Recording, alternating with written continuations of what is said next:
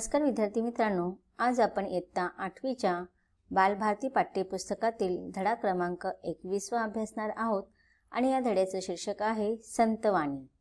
संतवाणी या धड्याचा हा सेशन क्रमांक पहिला आहे। संतवाणी म्हणजे पहिल्या भागामध्ये तुम्हाला संत तुकाराम यांच्या अभंगांचे वर्णन केलेले आहे। तर चला आपण सेशन क्रमांक 1 मध्ये संत तुकाराम यांचे अभंग त्यांचा भावार्थ जाणून घेऊ।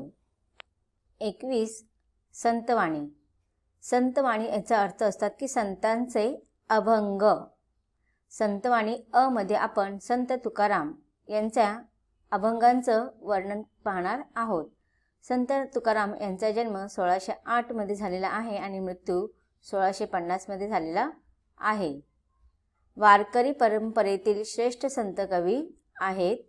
त्यांच्या रचनांमध्ये अध्यात्म, भक्ती आणि व्यवहार यांची सांगड घातलेली दिसते। ढोंग, द्वैतवाद, अहंकार वृत्ती, दुराचार इत्यादींचा परखड समाचार त्यांनी आपल्या अभंगांमधून घेतलेला आहे। प्रेम, नैतिकता, करुणा व सर्वांमध्ये ईश्वराचे अस्तित्व ही मूल्ये स्वीकारून आदर्श प्रापंचिक जीवन कसे जगावे याचा उपदेश ते आपल्या अभंगातून करतात। त्यांच्या अभंगातील ओळींना सुभाषितांचे मोल प्राप्त झालेले आहे। तर अशा रीतीने इथे तुम्हाला संत तुकाराम यांच्या अभंगांचे विशेषता सांगितलेले आहे।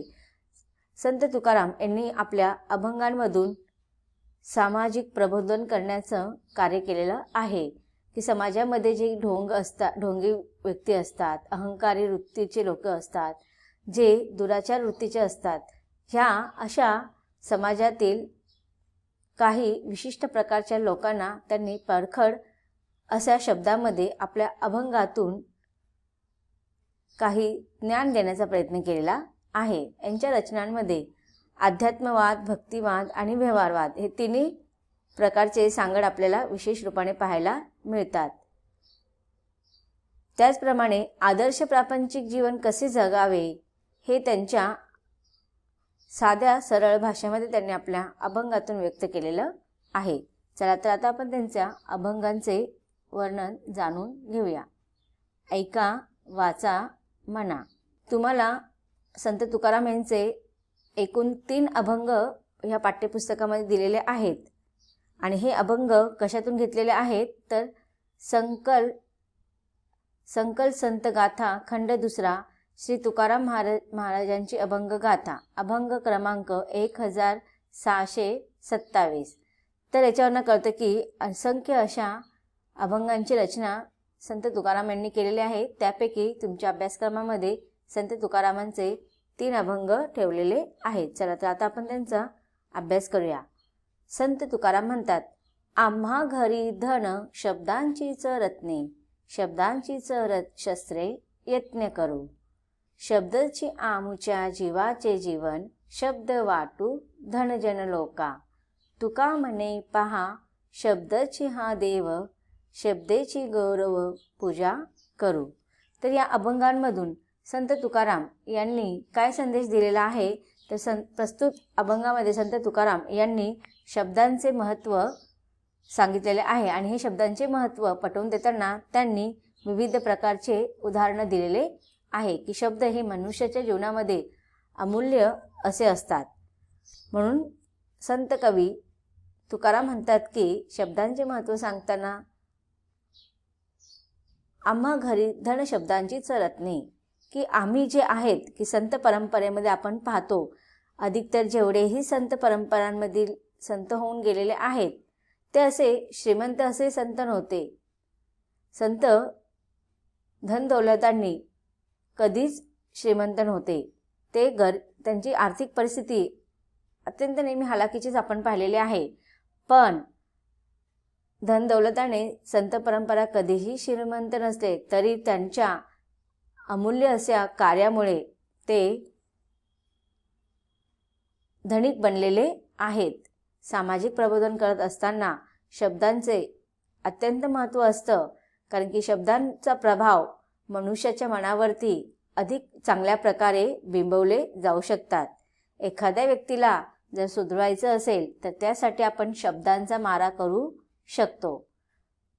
अशा या शब्दांचं वर्णन करत असताना संत कवी म्हणतात की आमच्या घरी असे धन वगैरे काही नाही आहे, ना पैसा अडका आहे, ना हिरे रत्न, ना कागदारूपी नाणेरूपी पैसे तुम्हाला पाहायला मिळणार नाही.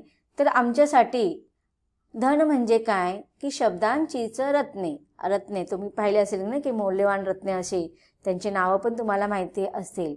कोणती कोणती रत्न असतात? पाचू, पन्ना, हिरे, माणिक हे असे वेगवेगळे प्रकारचे रत्ने असतात. तर मग संत तुकाराम म्हणतात की लोक धनवान असतात ती कशाने असतात? तर त्यांच्याकडे पैसा असतो, त्यांच्याकडे धन दौलत असतो, खजिना असतो, त्यांच्याकडे विविध प्रकारचे मौल्यवान असे रत्ने असतात.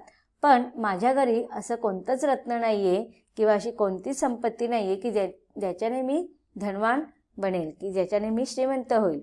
पण आमच्या घरी आमचे रत्न म्हणजेच शब्दच आहेत. तर शब्दांचीच रत्ने, आम्ही शब्दरूपीच रत्न आमच्या घराला धनवान बनवतात आणि आम्ही सुद्धा धनवान बनतो. शब्दांचीच शस्त्रे यत्न करू. यत्न करणे, प्रयत्न करणे. आता इथे सांगितलेले की शस्त्र म्हणजे तुम्हाला माहिती असेल की हत्यार, अवजार की नाही. आता जर आपल्याकडे पैसा अडका असेल तर पैशांच्या जोरावरती आपण म्हणतो, सर्वसामान्य लोक म्हणतात की पैसा असेल तर मी हे करेल, पैसा असेल तर मी ते करेल. तर पैशाच्या जोरावरती आपण सर्व काही करू शकतो असं बहुतेक लोकांना वाटत असतं. म्हणजेच त्यांच्यासाठी शस्त्र म्हणजे काय असतं? त्यांचं पैसा हे शस्त्र असेल तर जीवनात आवश्यक असलेल्या सगळ्या गोष्टी आपण पूर्ण करू शकतो. पण संत परंपरेतील संत कवी तुकाराम म्हणतात की शब्दांचीच शस्त्रे यत्न करू. तर आमच्याकडे रत्न म्हणजेच आमचे हे शब्दरूपी रत्न आहेत आणि त्याप्रमाणे जर आमच्याकडे काही अवजारं असतील, शस्त्र असतील, काही हत्यार असतील तर आमचे हे शस्त्र म्हणजेच आमचे शब्द. अगदी बरोबर सांगितलेलं आहे ते संत तुकाराम महाराजांनी. संत तुकाराम महाराज म्हणतात की शब्द हे हत्याराप्रमाणे आपण शस्त्राप्रमाणे आपण यूज करू शकतो, उपयोग करू शकतो. जर एखाद्या व्यक्तीच्या मनाला आपण अगदी दुखवायचं ठरवलं तर असे भारी भारी शब्द वापरतो की जे शस्त्र बाहेरून आपण बघा, शस्त्र कसे असतात, बाहेरून आपण त्याच्याने वार करू शकतो की नाही आणि त्याचे वार आपल्या शरीरावरती दिसतात. पण शब्द हे असे शस्त्र आहे की त्याचे वार आपल्याला आपल्या शरीरावरती दिसत नाहीत, पण त्याचे वार आपल्या मनावरती बिंबवले जातात. सर्वसामान्य लोकांच्या मुखातून तुम्ही नेहमी ऐकलं असेल की एखाद्या भांडणं वगैरे होतात आणि भांडणामध्ये कोणीतरी असे शब्द वापरतो की समोरच्या जिवारी लागतं, ते मनाला लागतं आणि त्यावेळेस तो व्यक्ती म्हणतो की त्याने माझ्या 2 कानाखाली चढवलं असते तरी मी विसरून गेलो असतो, कारण की त्या गालावर उठलेले वळ मिटून जातील. पण त्याने माझ्यासाठी असे शब्दांचा प्रयोग केले आहेत की ते शब्द माझ्या मनाला लागलेले आहेत, ते माझ्या जिवारी लागलेले आहेत आणि ते शब्द ते कधीच माझ्या मनावरनं पुसले जाणार नाही. त्याचा जो असर आहे तो माझा आयुष्यभर राहणार आहे. आणि अगदी बरोबर आहे हे की एखाद्या वेळेस आपण कोणत्याही शस्त्राने व्यक्तीला आपण त्याच्यावरती वार केला तर तो शस्त्राद्वारे केलेला वार मिटून जातो.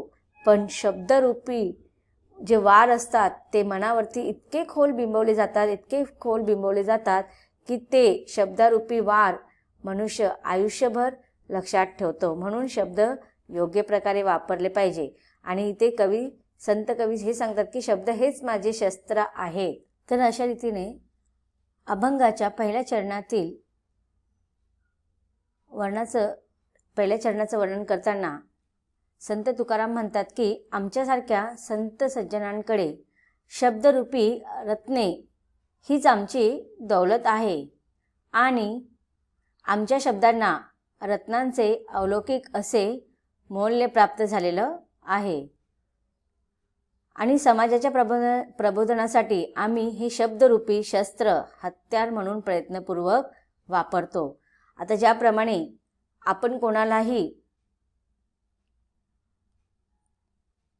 सुधारण्याचा जर प्रयत्न करत असो आणि आपण त्यांना कितीही जीवाचे आकंतांडव त्यांच्यासाठी मदत केली तरी त्यांना ते समजत नाही, पण शब्दांचे प्रहार त्यांच्यावरती असे काही केले की त्यांच्या त्या मनाला लागतात, जिव्हारी लागतात आणि त्यावेळेस त्यांना ते शब्द सुधारवण्यासाठी मदत करतात. म्हणून इथे संत तुकाराम म्हणतात की शब्दाचीच शस्त्रे यत्न करू, की आम्ही प्रयत्न करतो की शब्दरूपी शस्त्रांच्या प्रयत्नांनी आम्ही लोकांना सुधारवण्याचा प्रयत्न करत असतो.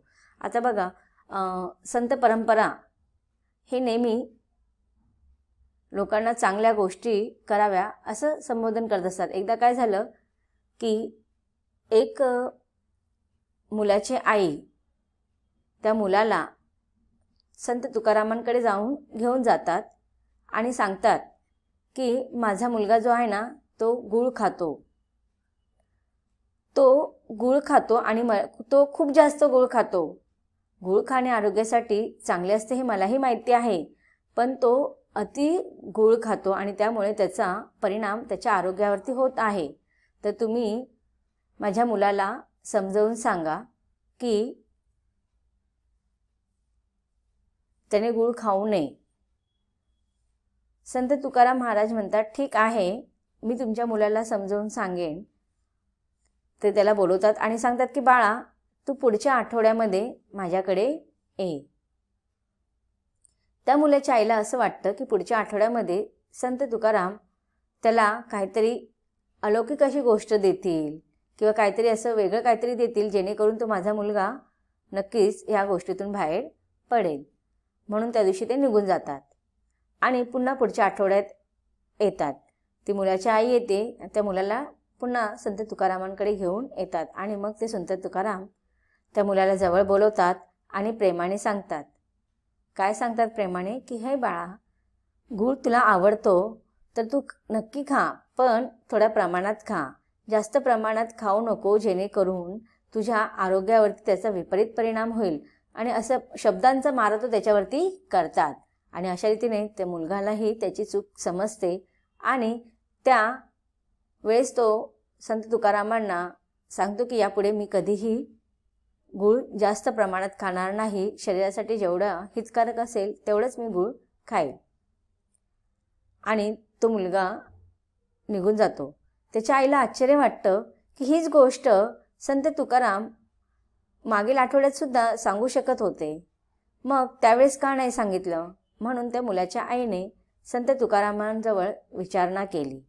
तेव्हा संत तुकाराम म्हटले, ताई, जी गोष्ट मी स्वतः करत होतो ती गोष्ट मी इतरांना कशा प्रकारे सांगू की तू करू नको.